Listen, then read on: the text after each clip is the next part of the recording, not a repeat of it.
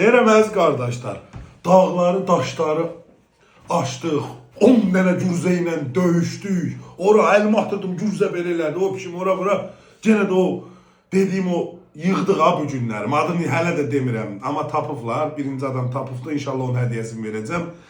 İndi onun o yeməyinin əziyyətini çəkdik, Almanlar, bax onun vəziyyət, sağlamlıq, xərçəngə, mədə-altı məzə, mədiyə, qaraciyər, hər bir şey, şəkərə bir nömrəli dərmandır.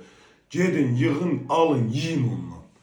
İndi Ceva gətir də onu, gətir görək nədir. Baxın, əziz dostlar, görün o yığdığımız əziyyət, o gürzə ilə döyüşlərimiz. Yaxından çək.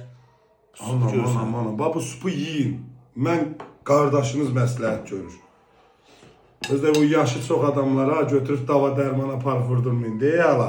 Yesin, canıma doğusuna bir dem çıxmırdı, nə?